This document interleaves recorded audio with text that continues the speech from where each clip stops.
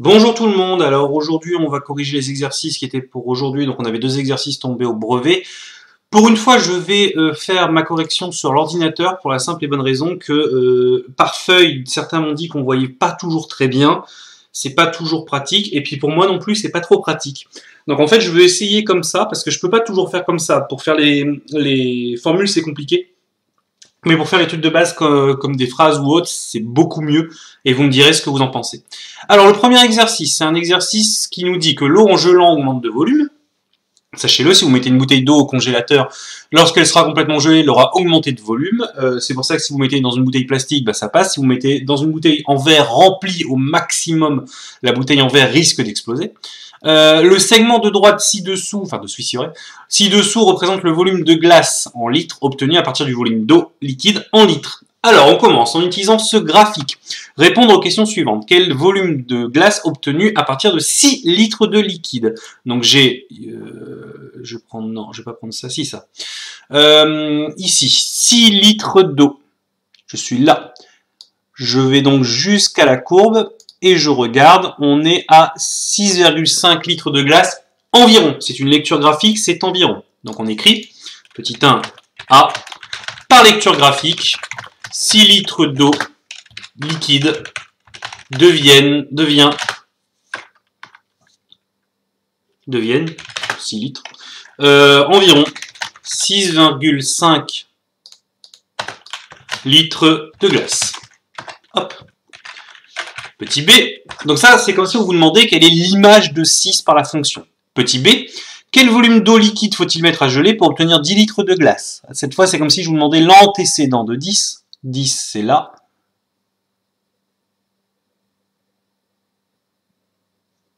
Hop, et on descend.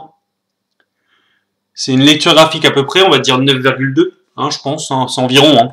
Si vous avez mis 9,2, 9,3, 9,4, je pense que ça passe. Hein. Par lecture graphique, il faut environ, alors j'ai ma barre d'espace qui fait un peu n'importe quoi, 9,2 litres d'eau liquide pour obtenir 10 litres de glace. Très bien. Ok, on continue. Est-ce que le volume de glace est proportionnel au volume d'eau liquide? Ça, c'est une question de 6e, CM2 même. Alors, comment ça fonctionne? Proportionnel, pour ceux qui ne se souviennent pas, c'est quand on a deux choses, par exemple le paquet de biscuits, le nombre de paquets de biscuits et l'argent qu'on va payer, s'il n'y a pas de promotion, pas de 2 achetés, 3 gratuits, etc.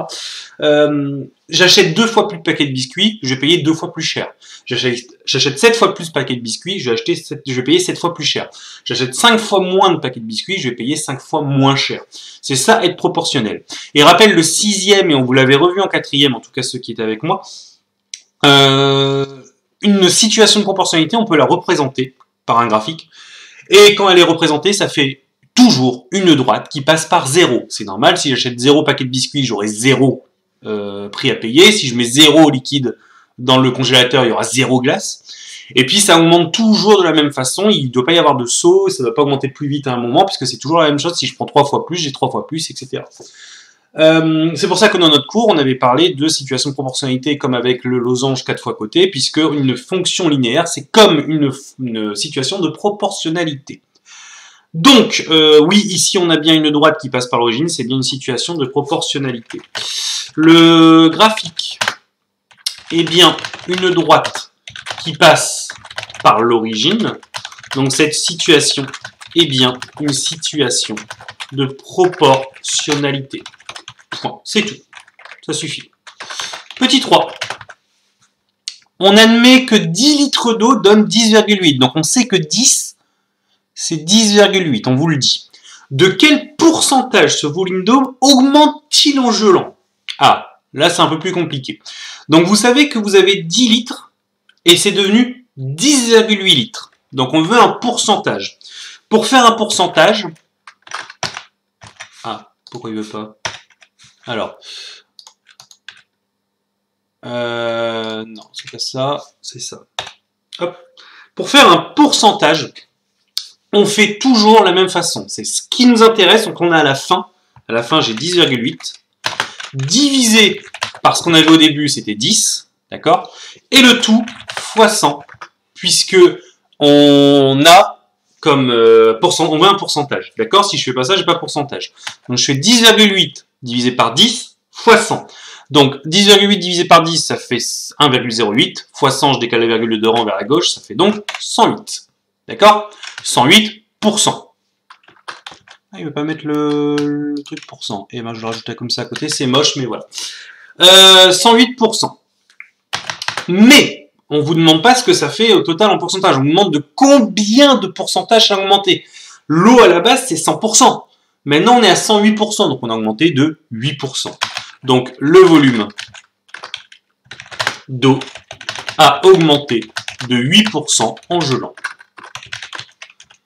On aurait pu faire autrement, on aurait pu faire 10,8 moins 10, ça fait 0,8 en plus, et puis 0,8 par rapport à 10, en faisant le même calcul, 0,8 divisé par 10 fois 100, ça fait 8%, on trouvait la même chose. Et enfin, question 4, la question 4, vous voyez qu'elle n'est pas écrite comme les autres, c'est moi qui l'ai rajoutée. L'exercice du brevet s'arrêtait là. D'accord? Vous voyez que c'est un exercice du brevet classique, hein, il parle de choses, une question de lecture sur les fonctions linéaires, une question sur la proportionnalité, une question sur les pourcentages. Ils ont intégré plusieurs chapitres à leur exercice. Moi, je vous demandais de trouver la fonction linéaire f représentée sur ce graphique. Alors, si on regarde pour le 1 ici, c'est pas super précis, puis en plus, si je zoome, je vois que c'est pas exactement sur le 1, donc c'est pas génial. Par contre, on nous a dit un truc très important, si on appelle cette fonction f, c'est bien une fonction, alors, déjà, quand vous êtes en contrôle ou autre, il faut dire pourquoi c'est une fonction linéaire. La fonction f est bien une fonction linéaire, car sa représentation graphique est une droite qui passe par l'origine du repère. Donc ça, c'est une fonction linéaire. Et en plus, on nous a dit juste avant que l'image de 10, c'était 10,8. On nous l'a dit, je vais mettre on sait que. On nous l'a dit là, à la question 3, on nous a dit 10 litres d'eau deviennent 10,8 litres de glace. Donc si je remplace par ce que je connais, ce que je veux faire, c'est-à-dire qu'on a, à chaque fois j'ai un problème avec ça, c'est incroyable. Ah c'est bon. Hop. 10 litres deviennent, donc ça veut dire que si je remplace x par 10, ça fait A fois 10. Ça doit faire 10,8. On est d'accord? Sauf que moi, je veux pas A fois 10, je veux juste A. C'est une équation. Donc je veux supprimer le fois 10. Pour diviser le fois 10, je vais diviser par 10. Si je divise par 10 à gauche, je suis obligé de diviser par 10 à droite. Donc une fois que j'ai divisé par 10 de chaque côté, on trouve que notre A, c'est égal à 1,08. La fonction f représentée et la fonction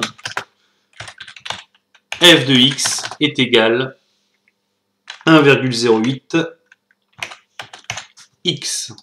Voilà, c'est ça ma fonction. C'est pour ça qu'avec le f de 1, c'était un peu compliqué à lire. Ok, on continue. Exercice 2.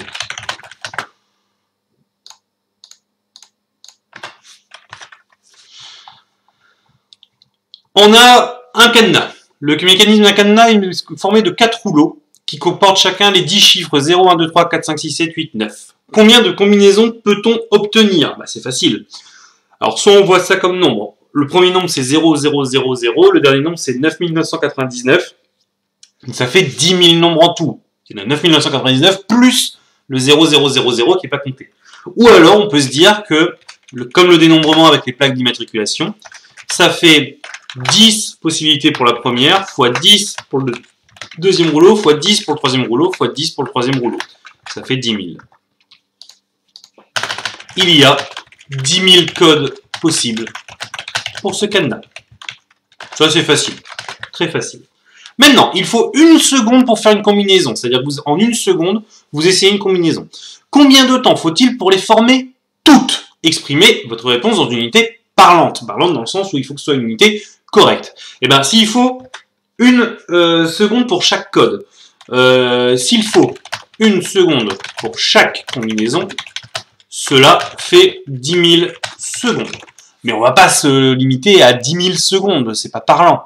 Alors on va calculer ce que ça fait. On va faire...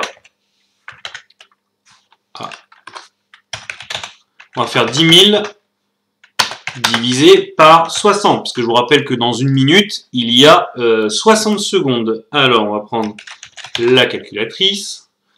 10 000 divisé par 60, ça fait 166,67, on va dire. Alors, est-ce que j'ai moyen d'insérer un truc qui dit à peu près non, j'ai pas le environ. Alors, attendez, je le mettrai rapidement. Là, le pour 1000, par exemple. Oh là là, quel enfer!